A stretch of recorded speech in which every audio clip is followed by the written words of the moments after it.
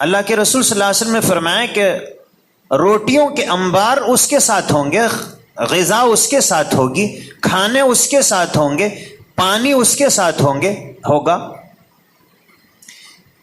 تو پیسے تو اس کے پاس جمع ہو گئے، یہ تو سمجھ میں آیا، مگر روٹیاں بھی اسی کے ہاتھ میں، بوٹیاں بھی اسی کے ہاتھ میں ہوں گی، یہ کیسا ہوگا؟ اور پانی بھی اسی کے ہاتھ میں. اب ہم موجودہ دنیا کا جائزہ لیں گے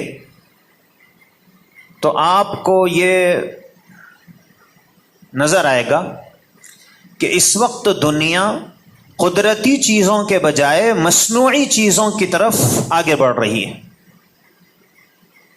بچہ پیدا ہوا تو جیسے ہی ماں اسے اب دودھ کے علاوہ کچھ پلانا چاہتی ہے تو نیسلے کمپنی کا سیرلیک.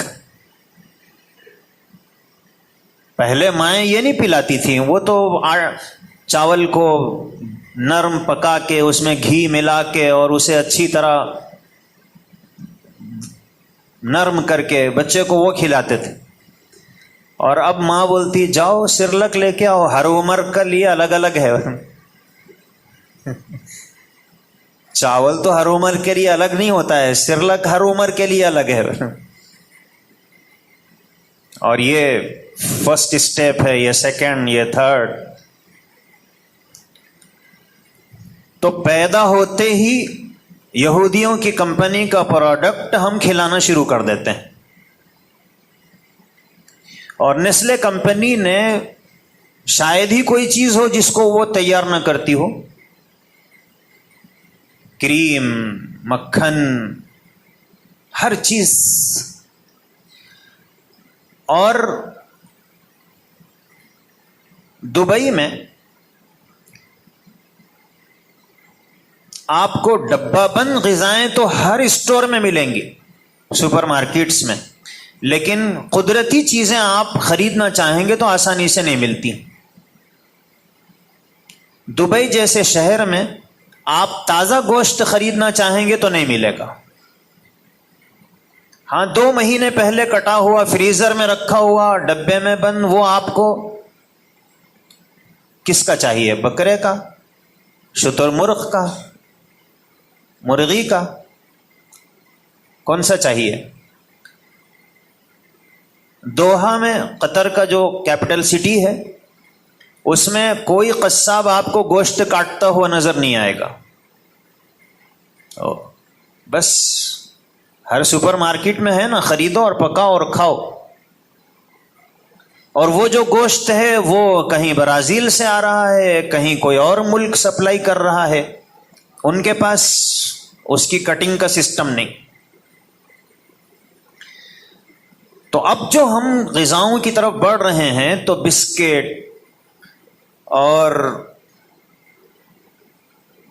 چاکلیٹ، آئس کریم، مکھن، اچار، چٹنی، کولڈ ڈرنکس، یہ سب ملٹی نیشنل کمپنیاں جو ہیں ان کے پروڈکٹ. دودھ، لسی آہستہ آہستہ بھول جانا ہے اسے. ٹھنڈا ہے ابھی تو ہم استعمال کر رہے ہیں، لیکن جو ملک جتنا ترقی کرتا ہے، تو پھر ابھی ہم لوگ ملیشیا گئے تھے تو سارا ملک جو دودھ استعمال کرتا ہے وہ پیکٹ والا ہے. یہ تازہ دودھ نچوڑ کے آپ کو مل جائے پورے ملک میں کہیں نہیں. اور یہ جو چھوٹے چھوٹے، اب ظاہر ہے کہ سارے ملک میں کوئی دودھ خریدنے والا ہی نہیں ہے آپ کا، تو کون باولا بھینس پالے گا؟ تو سسٹم ختم ہوگا. اور چھوٹے چھوٹے جو کاروبار والے ہیں، یہ جو ملٹی نیشنل کمپنیاں جیسی آئیں گی تو چھوٹے کاروبار کرنے والوں کی دکانیں خود بخود برخاست ہوں گی. اس لیے لوگ بڑے بڑے جو سپر مارکیٹس ہے، آپ جائیں گے تو وہاں اتنا رش ہوگا، ایسا معلوم ہوگا یہاں فری میں تقسیم ہو رہی ہے. ایک دوسرے کے کندھے چھیل رہے ہیں، اتنا لوگ اس کی میں سے خریدی کرتے ہیں. اور تو گویا ساری غذائیں یہ مصنوعی بن جائیں گی کہ ہر چیز لوگ ڈبہ بند استعمال کریں گے. اور قدرتی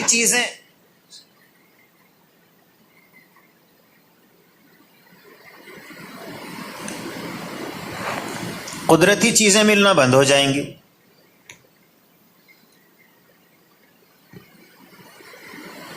تو جس وقت کوئی ملک یہ کہے گا کہ ہم آپ کو نہیں مانتے ہیں تو کمپنی اپنا پروڈکٹ اس ملک کو بھیجنا بند کر دے گی. تو آپ کے پاس تو نیچرل دودھ ہے نہیں، اور دودھ تو سپلائی ہو نہیں رہا ہے، سب کی چائے بند.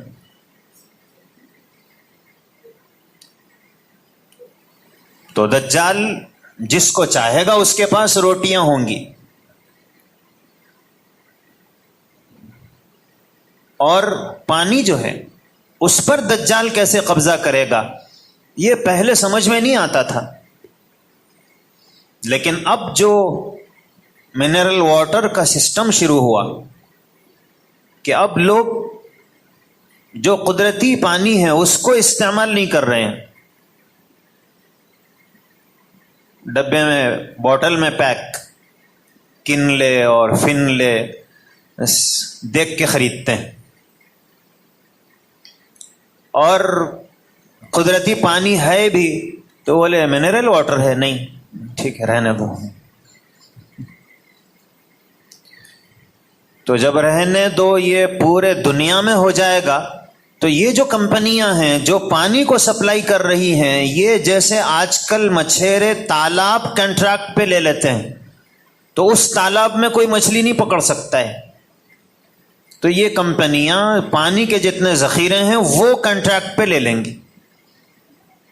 اب اس کے بعد آپ وہ تالاب میں سے ایک گلاس پانی بھی لینا چاہے تو نہیں لے سکتے، اس لیے کہ ان کو تیار کر کے بیچنا ہے. تو اب پانی بھی دجال کے ہاتھ میں. تو دنیا کے جو خزانے ہیں وہ اللہ کے رسول صلی اللہ علیہ وسلم نے فرمایا کہ دجال کے ہاتھ میں ہوں گے. اور ایک اور عجیب بات حضور اکرم صلی اللہ علیہ وسلم نے فرمائی، اور پہلے سمجھنا اس کا تھوڑا سا مشکل تھا لیکن آج اس کا سمجھنا بڑا آسان ہے. حضور اکرم صلی اللہ علیہ وسلم نے فرمایا کہ وَمَعَهُ جَبَلٌ مِّنْ عَرَقٍ، اس کے ساتھ سالن کے پہاڑ ہوں گے. وَعُرَاقُ اللَّحْمِ حَارٌ لَا بَارِدٌ، حضور نے فرمایا کہ بالکل گرم گرم سالن ہوگا، ٹھنڈا نہیں ہوگا. بھی اتنی بڑی مقدار میں سالن ہے اور ٹھنڈا نہیں ہوگا، ہمیشہ گرم رہے گا. تو یہ پہلے سمجھنا بہت مشکل تھا، لیکن ابھی گزرے ہوئے حج میں سارے حاجیوں کو حکومت نے یہ پابندی لگا دی تھی کہ آپ کو جو کھانا ہے وہ حکومت سپلائی کرے گی، اور اس کا جو کنٹریکٹ ہے اس نے الکبیر کمپنی کو دیا. اور الکبیر جو کمپنی ہے اس نے کافی بڑا اپنی فیکٹری لگائی ہے. جب کھانا حاجیوں کے ہاتھ میں آیا تو اس کے اوپر کس وقت کھانا تیار ہوا اس کی ڈیٹ، جب لوگوں نے ڈیٹ دیکھی تو 3 مہینے پہلے کھانا تیار ہوا، اور ہاتھ میں جب لے رہے تو گرم گرم چاول پکے ہوئے 3 مہینے پہلے تیار ہوئے، اور اس پہ لکھا ہوا ہے ایکسپائری ڈیٹ اور 1 مہینہ.